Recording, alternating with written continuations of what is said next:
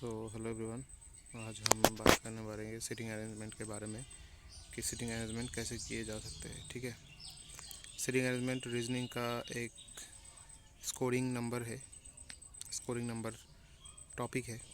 ठीक है, अगर अभी के रिसेंट बैंकिंग और इंश्योरेंस के एग्ज़ाम देखे जाए तो उसमें सीटिंग अरेंजमेंट का बहुत बड़ा हाथ है। ठीक है, तो इसके बारे में आज हम बात करेंगे। एक क्वेश्चन होता है जिसमें लोगों को बिठाना होता है, पर्सन दिए हुए होते हैं। ये बहुत तरीके का होता है। इसमें आज हम करेंगे जो वो है लाइनर सिटिंग अरेंजमेंट, यानी कि रो बेस्ड सिटिंग अरेंजमेंट। लेकिन वहाँ पे एक चेंजेस है कि यहाँ पे बोथ साइड पर्सन बैठेगा, यानी कि 2 रो होगा। ये सिटिंग मैं क्यों करा रहा हूँ, क्योंकि अभी जो रिसेंट एग्ज़ाम सब हो रहा है ना, उसमें ये वाला क्वेश्चन से, ये वाला टॉपिक से एक सीटिंग आता ही है। मतलब कि अगर आप थोड़ा प्रैक्टिस करके जाए तो 5 नंबर आपका पक्का है। कुछ चेंजेस होता है लेकिन पैटर्न तो यही रहता है ना। तो इसके बारे में बात करेंगे।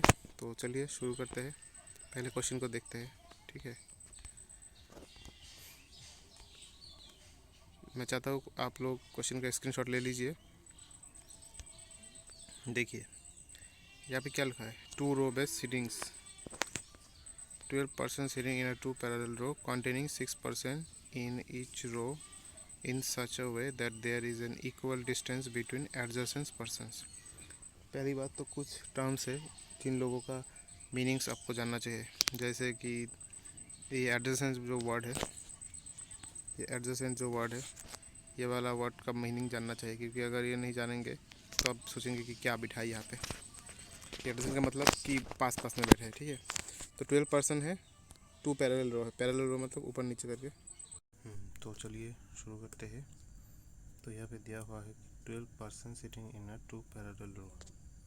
तो एक बात तो पहले बात आपको समझना चाहिए। देखिए बोथ साइड होगा, एक साउथ फेसिंग है और एक नॉर्थ फेसिंग। यहाँ पे आप देख सकते हैं ABCDEF, ये सब साउथ फेसिंग है, और PQRSTU ये सब नॉर्थ फेसिंग है। ठीक है, तो आपको पहले जानना चाहिए। देखिए अगर साउथ में फेस करता है तो उसका राइट इस तरफ होगा और लेफ्ट इस तरफ होगा, और अगर नॉर्थ में फेस करता है तो उसका लेफ्ट इस तरफ होगा और राइट इस तरफ होगा। तो इस काफ़ी तरह के तरीके हैं बनाने के लिए। तो देखते हैं, कभी छोटा ही है, हम एक बार में बनाने की कोशिश करते हैं। ठीक है, मैं इसका कलर चलिए, यहाँ पे लिखा हुआ है A is second to the left of D who faces B। अभी एक यहाँ पे फर्स्ट रो में साउथ फेसिंग, तो ये ऊपर होगा। तो A is second to the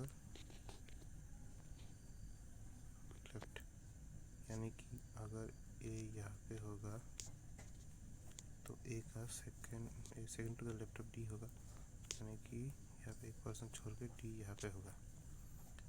और हु फेसेस P, और जिसको P फेस करेगा। ठीक है, उसको P फेस करेगा। ये हमारा पहला पॉइंट जो है हो गया। There is 1 person seat between D and F। अब इस बार अभी देखिए D और F के बीच में एक आदमी बैठेगा, तो यहाँ पे अगर एक आदमी बिठाएंगे तो यहाँ पे A है, नहीं होगा, तो हमको D को सिर्फ यहीं पे बिठा सकते हैं। एक ही जगह बचा है और वो है यहाँ। तो 1 2 3 4 5, ऊपर तो 5 आदमी हो गया। ठीक है, तो एक और बैठेगा। तो देखते हैं अगला point, only 1 person seat between U and S। अभी U कहाँ पे, नीचे है, U और S के बीच में एक आदमी है। एंड देखते हैं उसके उस पॉइंट को बाद में करते हैं। U faces the one who is seat second to the left of B, यानी कि U उसको फेस करेगा जो B का सेकंड लेफ्ट में होगा। ठीक है, इसको भी साइड में रखते हैं। S does not faces B, अभी S जो है वो B को फेस नहीं करेगा।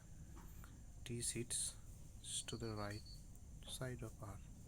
अभी चलिए अभी इसको बिठा लेते हैं, जितने भी पॉइंट है हमारे पास। तो यहाँ पे तो 5 लोग बैठ गए, तो यानी कि इस यहाँ पे 5 लोग बैठेगा। ठीक है, तो कितना हुआ, 1 2 3 4 5।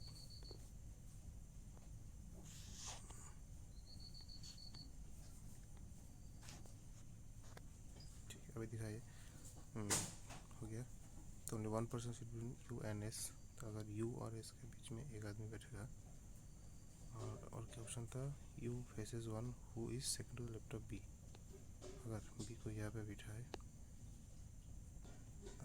हम बी को यहाँ पे ले लें तो क्या बोले हैं कि U faces one who second to the left of B. B का सेकंड लेफ्ट में जो होगा उसको यू फेस करेगा, ठीक है। उसको ये हो गया सेकंड लेफ्ट, ठीक है। यहाँ पे यू बैठेगा और क्या बोल रहा है only one proceeding you minus, तो इस तरफ तो नहीं होगा, इस तरफ होगा। इसको अगर यहाँ पे लेंगे तो क्या बोला है S does not faces B, यानी कि बी के लिए एक ही जगह बचा है और वो है यहाँ पे एस, इसके लिए एक ही जगह बचा है, सॉरी। तो ये हमारा 6% बैठ गया है ऊपर नीचे करके, ठीक है। अभी देखते हैं अगला point, T seats to the right of R. अभी देखिए A seats to the left of D, there is 1% between T and F. T के बीच में C is diagonally opposite of Q. अभी सी जो है डायगोनली ऑपोजिट है, यहाँ पे देखिए सी इज डायगोनली ऑपोजिट। डायगोनल का मतलब यानी कि ऐसे, ठीक है। अगर सी यहाँ पे होगा तो क्यू यहाँ पे होगा, तो सी को यहाँ पे बिठा देते हैं और क्यू को यहाँ पे बिठा देते हैं, हो गया। अभी क्या बोला था last point, T is sitting to the right of R. अब इसका राइट कहाँ पे, यहाँ पे, आर का राइट में टी होगा और एक पर्सन कौन बचा है, A B C D E यहाँ पे बचा है। तो ये हो गया आपका पजल सॉल्व, ठीक है। तो ऐसे बहुत ही आसान से आप कर सकते हैं। अगर कोई भी पॉइंट समझ में नहीं आया तो बात कर सकते हैं आप कमेंट सेक्शन में, कमेंट कीजिएगा, ठीक है। Thank you everyone, have a good day.